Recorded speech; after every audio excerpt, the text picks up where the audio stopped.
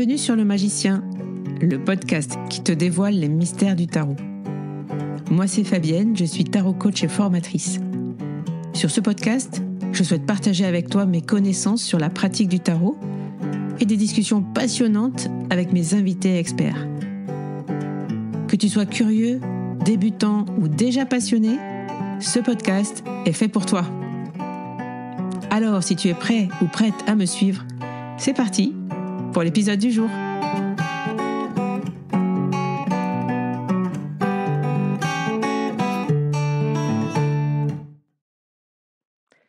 Bonjour à tous, bienvenue dans ce nouvel épisode du Magicien, les 5 meilleures questions à poser à son tarot.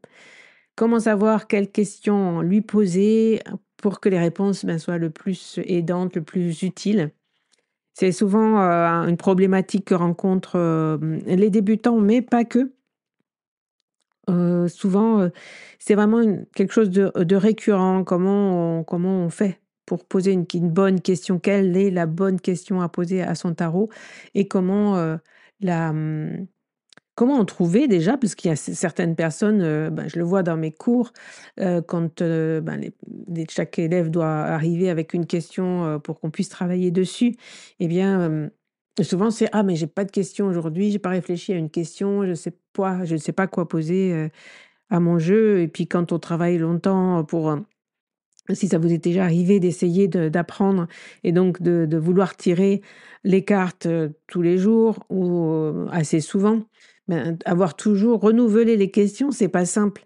Et voilà, donc je voulais faire un épisode, sur cette histoire des questions, revenir un peu là-dessus et puis, vous donner les 5 meilleures questions, selon moi, à poser à son jeu en mode développement personnel quand vous avez pas de questions, peut-être vous pouvez venir piocher, dans ces questions-là. Alors avant de vous donner ces 5 questions, on va reparler un petit peu du questionnement quand on fait du tarot. Et je voulais revenir sur la notion question ouverte, question fermée. Alors pour ceux qui débutent, je vous explique rapidement, la question fermée, c'est la question à laquelle on va répondre par oui ou par non. Exemple: «Est-ce que je vais bientôt déménager?» Réponse: «Oui» ou «Non». On peut poser des cartes pour, chercher, oui ou le non, le plutôt positif, plutôt négatif. C'est, une manière de tirer les cartes, une manière un petit peu ancienne et une manière aussi qu'on a envie de développer puisque c'est souvent, quand on a une question, on aimerait savoir oui, non, hein. Les tirages oui, non, c'est des tirages, faits pour répondre à ces questions fermées. La question ouverte, c'est donc une question qui va plutôt, faire l'objet d'un développement. On va pouvoir développer autour et c'est sûr que pour un tarologue en tarot psychologique ou en tarot de coaching, c'est plus facile d'avoir une question ouverte qui va donc commencer par «Comment?» et donc par exemple, «Est-ce que je vais déménager?» peut se transformer en «Comment est-ce que je pourrais déménager rapidement?» par exemple.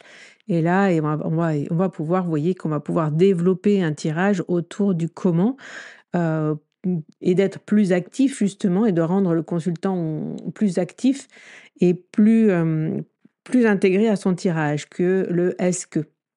Donc, question ouverte, question fermée, vous allez souvent l'entendre, vous l'avez sans doute déjà beaucoup entendu. Moi, j'ai remarqué qu'il y avait un petit problème avec le fait de dire la question fermée commence par «Est-ce que?» Par exemple: «Est-ce que je dois acheter cette maison?» Et bien, quelquefois de mettre un «comment» à la place du «est-ce que?» ça ne marche pas. Ça ne marche pas et c'est pas toujours, très, très ça ne marche pas toujours bien. Voilà, ça peut marcher, mais ça ne marche pas toujours bien et donc on a des fois eu des difficultés avec, cette chose-là. Je trouve que c'est pas, très intéressant de dire simplement une question fermée, vous avez qu'à l'ouvrir en mettant «comment» à la place du «est-ce que?» comme, comme: «Est-ce que je dois acheter cette maison?» «Comment est-ce que je peux, acheter cette maison?» Ça marche pas vraiment. «Est-ce que mon ex va revenir?» «Comment est-ce que mon ex va revenir?» Ça ne marche pas non plus, vous voyez? Ça peut marcher, par exemple, est-ce que je vais avoir du succès avec ma prochaine offre? Ou comment puis-je rencontrer du succès avec ma prochaine offre? Là, ça marche, mais vous voyez que des fois, il y a des questions, sur lesquelles ça ne marche pas. Pourquoi? Pourquoi il y a des questions sur lesquelles le comment à la place du est-ce que ne va pas marcher? En fait, le problème, c'est, le verbe. Est-ce qu'il est actif ou est-ce qu'il n'est, pas actif? Est-ce qu'on donne le pouvoir à quelqu'un d'autre de décider ou est-ce qu'on reste actif de ses choix? Hein, on va reprendre les exemples. Est-ce que je dois acheter cette maison? Heu, Là, on demande à quelqu'un d'autre: «Est-ce que je dois faire ça?» On demande là, en l'occurrence au tarot, mais on n'est pas proactif et donc bah, ça ne marche pas parce que comment est-ce que, je dois acheter cette maison? Ça ne marche pas puisque la question c'est bien: «Est-ce que je dois l'acheter?»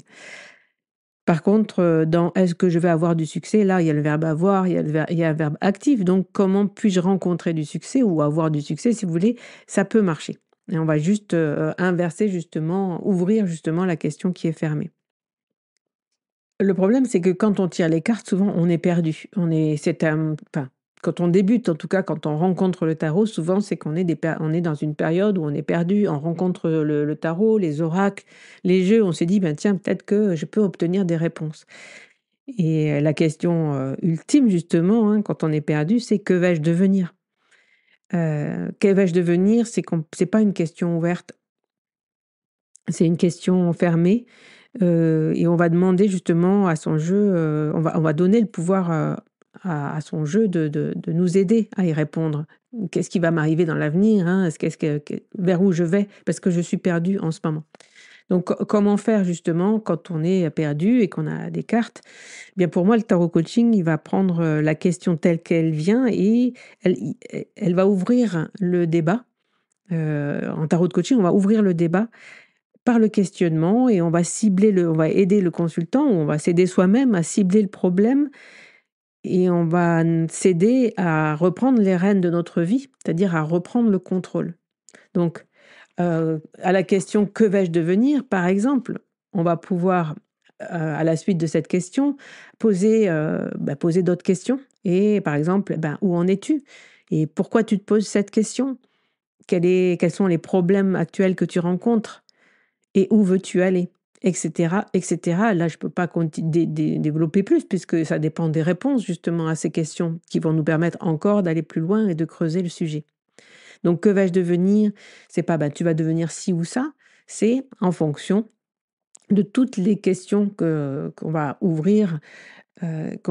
C'est en fonction de cela et de toutes les questions qu'on va poser à son consultant ou à soi-même qu'on va arriver à ouvrir le tirage et ouvrir la question. Donc en tarot de coaching, en fait, on peut aussi prendre tout à fait toute question fermée et en fait, c'est à nous de l'ouvrir par le questionnement, par la clarification du problème, par, creuser, prendre les choses, à l'inverse, hein, d'une autre rive, voir, prendre du champ et voir les choses un petit peu plus, avec un défocus, vous voyez? On va prendre un petit peu le problème, dans son ensemble. Pourquoi on pose cette question, en fait? Et on va venir creuser petit à petit et se rapprocher, du but. OK, mais maintenant je voulais te donner donc une liste de questions, puissantes et là, tu vas te dire: «Elle a écrit son épisode avec ChatGPT parce qu'il utilise le mot puissante à toutes les sauces», mais donc ça m'a fait rire. Mais vraiment non, j'ai vraiment, heu, j'ai vraiment voulu utiliser ce mot puissante parce que c'est vraiment des questions puissantes à poser à ton jeu pour débuter justement une conversation avec toi, une conversation utile qui va t'aider à renouer avec toi-même. Parce que je trouve intéressant dans le tarot, c'est vraiment quand on tire les cartes, de venir discuter avec une part de soi qui peut-être a du mal à s'exprimer, que tu as du mal à entendre. Pour moi, ça, c'est vraiment le développement personnel, c'est vraiment l'accompagnement du tarot. Et donc, que tu sois seul avec tes cartes ou que tu veuilles tirer les cartes à quelqu'un d'autre, retiens ces questions, et tu vas voir qu'elles sont puissantes justement et qu'elles vont t'aider à, bah, peut-être à comprendre des choses sur toi. Tu me le diras en tout cas, je t'invite à me laisser un commentaire, sous cet épisode sur YouTube ou sur Instagram, pour me le dire et je serai, vraiment heureuse de partager, et d'échanger avec toi. Alors première question puissante donc, qu'est-ce qui est important pour toi aujourd'hui? Cette question, elle va t'aider à connecter avec, tes valeurs, avec ce qui est important pour toi. Tu peux justement, autour de cette question créer un tirage, hein. Là, on est vraiment sur les questions de base, hein, donc c'est pas forcément en une carte que tu vas répondre à cette question, mais c'est une question que tu peux poser à ton jeu et si tu es habitué à créer des tirages, eh bien, tu peux poser plusieurs cartes autour en posant des positions. Qu'est-ce qui est important pour toi aujourd'hui? Hem, ben, tu peux, par exemple, poser une première carte qui va te représenter aujourd'hui dans ton état d'esprit.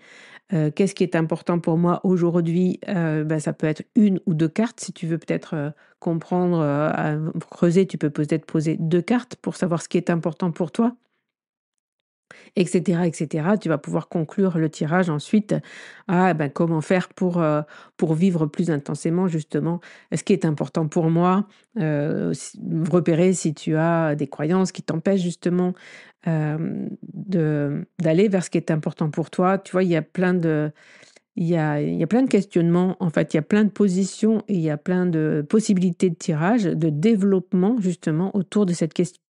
Ça peut être, ce qui est important pour toi aujourd'hui, mais ça peut être si tu veux travailler sur tes valeurs justement, sur comprendre quelles sont les valeurs profondes. Ça peut être, des tirages qui peuvent t'aider justement à les comprendre. Qu'est-ce qui est important pour toi dans la vie en général? Donc, voilà, première question, puissante, sur laquelle tu peux travailler avec tes cartes. Deuxième question, comment avancer dans la vie avec plus de sérénité? Et donc ça, c'est une question qui va t'aider à mieux prendre soin de toi, à mieux te comprendre. Comment avancer dans la vie avec plus de sérénité? Ben, c'est une question que tu peux encore une fois développer. Tu peux tirer une ou 2 cartes comme ça et les interpréter en mode storytelling et tu peux aussi, bah, organiser un tirage avec des positions autour de cette question.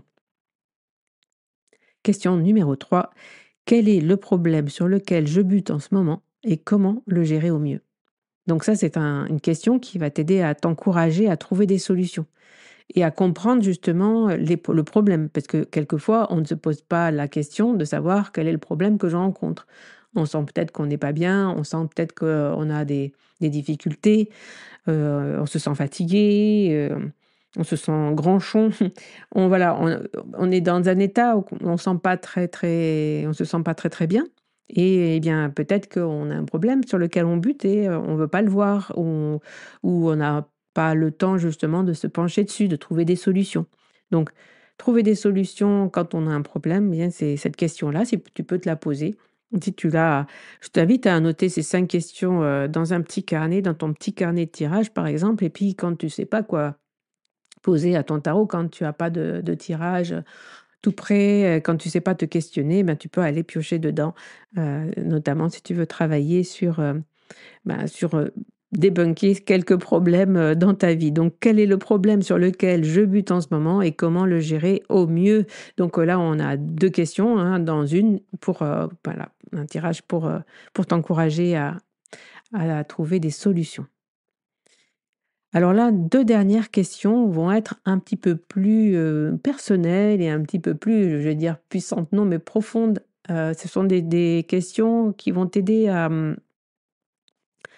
à faire un vrai travail intérieur, hein, donc là, un petit peu plus peut-être psychologique, mais mais vraiment, un travail de développement personnel qui est puissant avec les cartes et c'est vraiment ce mot-là, hein, c'est pas du tout, ChatGPT qui me l'a soufflé, mais c'est vraiment ce mot-là que j'ai envie de mettre sur ces questions, tu vas le voir, puisque la quatrième question, c'est: «Qui suis-je?»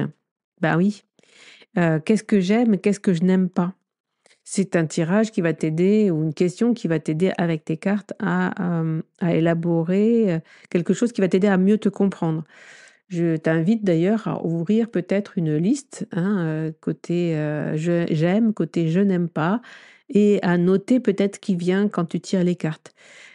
Tu peux, par exemple, dire: «Bon, oui, c'est qui suis-je?» Alors pour comprendre qui je suis, je vais essayer pour mieux comprendre qui je suis, je vais peut-être faire une colonne de qu'est-ce que j'aime dans la vie et qu'est-ce que je n'aime pas et puis, peut-être, petit à petit avancer comme ça et tu vas voir peut-être qu'il y a des choses, que tu n'avais jamais mis en mots, en fait, qui vont arriver à toi. Donc, ce que j'aime, tu tires une carte et tu vas voir si dans la carte, il y a quelque chose qui te rappelle quelque chose que tu aimes, justement.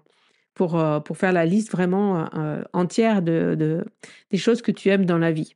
C'est important. Pourquoi c'est important de se poser cette question-là? Qu'est-ce que j'aime? Par exemple, si tu aimes la montagne, eh bien, ça va te permettre de comprendre que, si vraiment tu te sens bien en montagne et que c'est quelque chose d'important pour toi, tu peux te dire: au lieu de prendre toujours des vacances, comme tout le monde à la mer, pourquoi, j'irais pas plutôt plus souvent à la montagne? Enfin, ça semble évident, hein, ça semble évident, mais je vous assure que, et je t'assure que beaucoup de personnes ne se posent pas les questions, dans ces termes-là et notamment beaucoup de femmes. Heu, Désolée messieurs, mais c'est vrai qu'ils ont tendance à se référer à ce que l'autre veut, ses enfants, son conjoint, la personne qui est avec elle, même si c'est pas un homme d'ailleurs. Elles ont tendance à se taire finalement pour, donner la parole aux autres et à moins comprendre petit à petit qui elles sont, ce qu'elles aiment, qu'est-ce qui est important pour elles. Donc, voilà, il y a pas du tout c'est important aussi pour les hommes de se comprendre, je pense, et c'est pas du tout, un épisode, féministe, mais, voilà, c'est faire de temps en temps le point, c'est pas toujours des ça paraît bête, mais c'est pas toujours des questions qu'on se pose dans la vie. Et c'est des questions toutes bêtes, hein, qui vont, te rapprocher justement de ce que tu vis tous les jours et t'aider à prendre, des décisions plus alignées avec justement, qui tu es. Alors la cinquième et dernière question, elle va te connecter à toi et ton enfant intérieur. C'est une question, hyper intéressante à creuser. Je ne sais pas si tu connais le principe de l'enfant intérieur, donc se connecter à toi quand tu étais enfant et quel est le message qu'il a à te dire aujourd'hui, qu'il a à te transmettre aujourd'hui. Donc aujourd'hui, je vais parler au féminin puisque voilà, c'est moi enfant. Donc aujourd'hui, la petite fille que tu étais a quelque chose à te dire. Quel est son message pour toi? Et là, tu tires une carte ou deux, pas plus, et tu vas, voilà, essayer de comprendre le message de cet enfant, tel que tu étais. Qu'est-ce qu'il a à te dire aujourd'hui, à te rappeler qui tu étais, à te rappeler, ce qui était important pour toi enfant. Et souvent, ça nous aide à mieux nous comprendre et j'ai je c'est un tirage que j'ai souvent fait dans le premier atelier que j'ai conçu, donc il y a maintenant quelques années. C'est, un tirage, un atelier, c'était comme, justement, heu, dialogue avec ton jeu, fais connaissance avec ton jeu et dialogue avec lui. C'était vraiment, avec un tarot ou un oracle, c'était vraiment un jeu de découverte et de proposer aux personnes de s'initier aux cartes avec toute une série de questions comme ça, plutôt en mode développement personnel, et il y avait cette question ce tirage de l'enfant intérieur qui à chaque fois bluffait tout le monde. Donc voilà, j'avais envie de le reposer ici dans cet épisode. Heu, ce tirage va t'aider à recevoir un message peut-être émouvant d'ailleurs, hein, de l'enfant que tu étais et qui va te rappeler, des souvenirs, qui va peut-être te reconnecter justement très très profondément à toi, à ce qui est important pour toi. Donc voilà les 5 questions puissantes, les 5 questions, les 5 meilleures questions à poser à son jeu, pour travailler un petit peu avec lui, pour, mieux te comprendre. Et voilà, je te laisse avec cet épisode. J'espère qu'il t'aura plu, j'espère qu'il t'aura permis, de prendre tes cartes plus facilement. Note bien ces questions dans ton petit carnet de tirage. Nous, on se retrouve, lundi prochain avec justement les 10 questions de l'arcane 13, l'arcane sans nom ou encore la mort. Je te souhaite une belle semaine et je te dis à très vite dans Le Magicien. Bye bye. Un grand merci d'avoir écouté cet épisode. Si tu veux soutenir Le Magicien sur ta plateforme préférée, parle-en autour de toi pour nous aider à faire grandir la communauté. Et pour toujours plus de contenu inspirant autour du tarot, je te dis à la semaine prochaine dans un nouvel épisode.